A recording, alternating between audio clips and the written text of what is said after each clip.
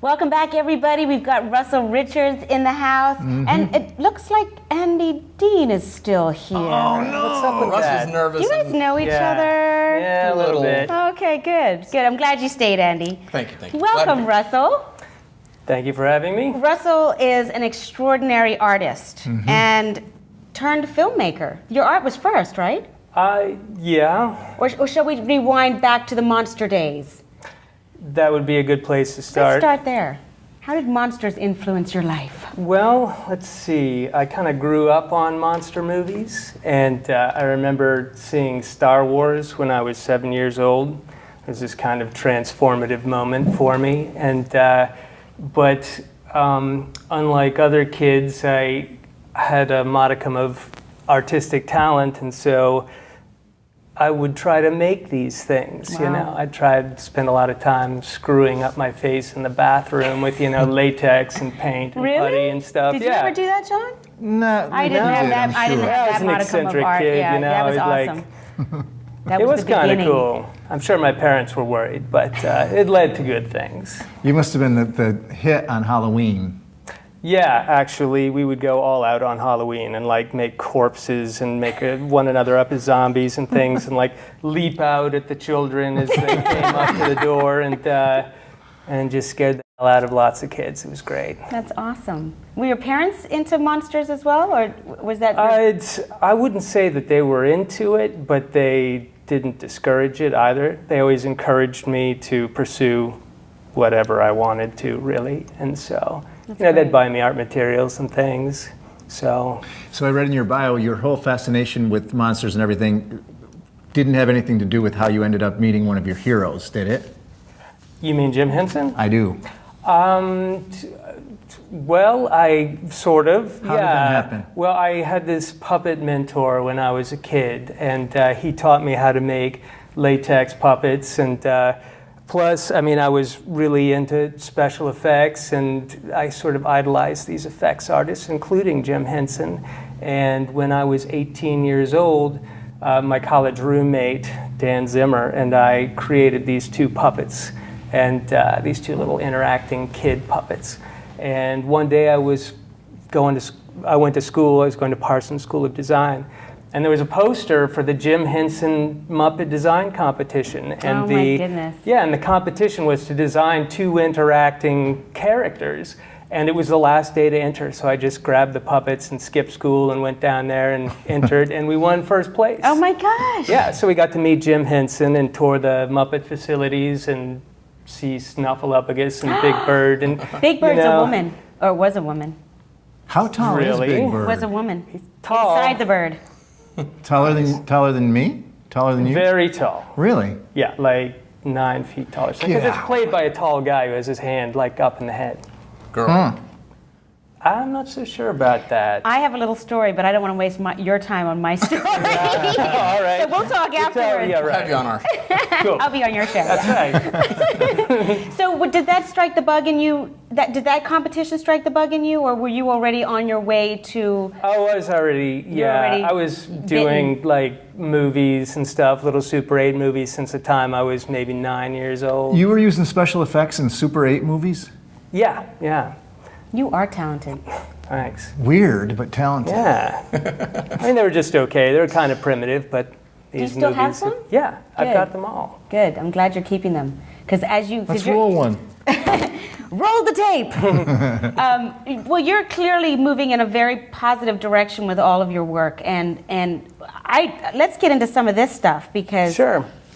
this is from a film that you have made and a film you are making. Yeah, exactly. I kind of brought 3 toys here.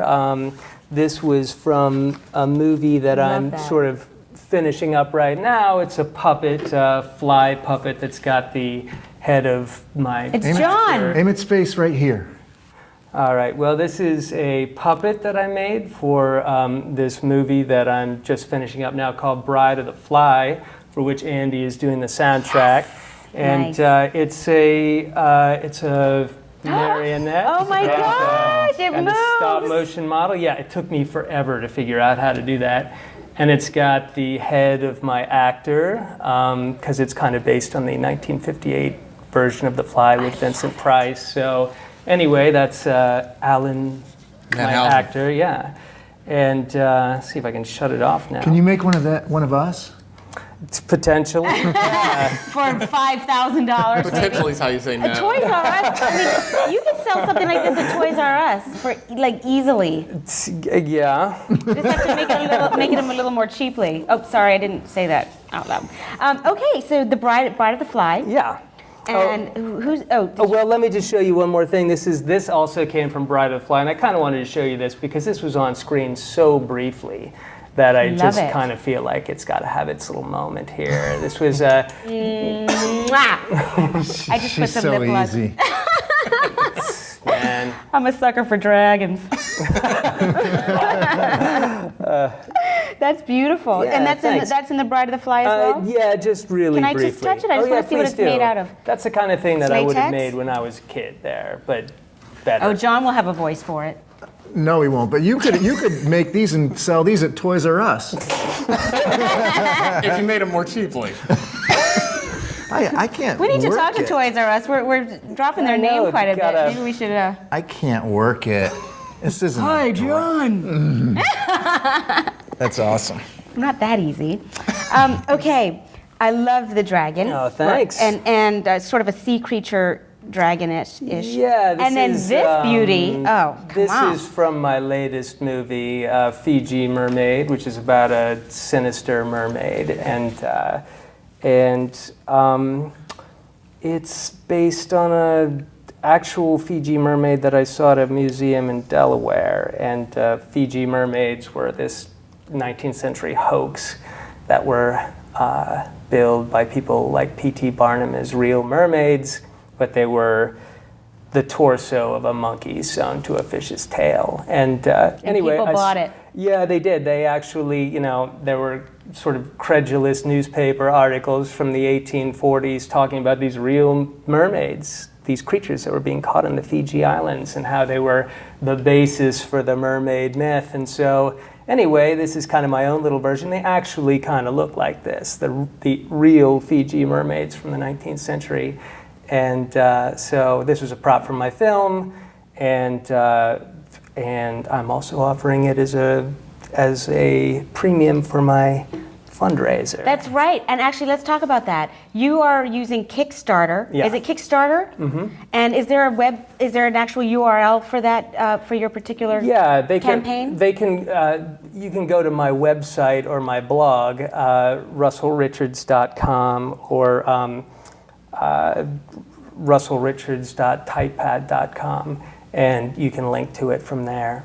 Or you can go to kickstarter.com and search for Fiji Mermaid. That's great, and it's sort of a place where you have a video talking about your feature and what a donation or what would you call it? Not a donation. Like a premium. I mean, it's Kickstarter is a means of raising money for creative projects, specifically for creative projects. So a lot of artists and filmmakers use it, and for various pledge amounts, you can get various things, anything from a mermaid poster for $25 to I'll make you one of these for $1,000. Right. And I've actually got a couple $1,000 pledges already. You've done really well. You've exceeded your goal. Yeah, I have. And I guess by the time this airs, I'll still have a few more days. And so if I exceed that, then I get to keep that money too, and every cent will go towards the film. How long does it take to make one of those? That actually took me 2 days, surprisingly. Let's put them to work. That's amazing. Let's put them to work. You really should visit the website and go to the campaign because it's really phenomenal. Yeah, it is. He's done a lot of work. We can't even begin to cover. We have to wrap now, but we can't even begin to cover everything that you do, Russell. And we'd love to probably have you back on again to talk about more stuff. And don't bring Andy with you. Don't bring He's Andy. Nothing but He just talks way too much. Faces, seriously. I know. But you can check out Andy's, soundtrack on your film, which is fantastic. True. So they're always tied. You also do some stuff at the McGuffey. Are you still there? Yeah, I have a studio at the McGuffey Arts Center. All right. Well, we have to wrap on Russell Richards, but it's been great having you. And thanks for having me on. It's been a pleasure. And we have the food segment next. We've got George Bedford from Sips. Stay tuned. You guys can have any. It's all for us. No, I'm just kidding. We need to pull out another chair now. Then me and Andy can just sit here. Exactly. Stay tuned.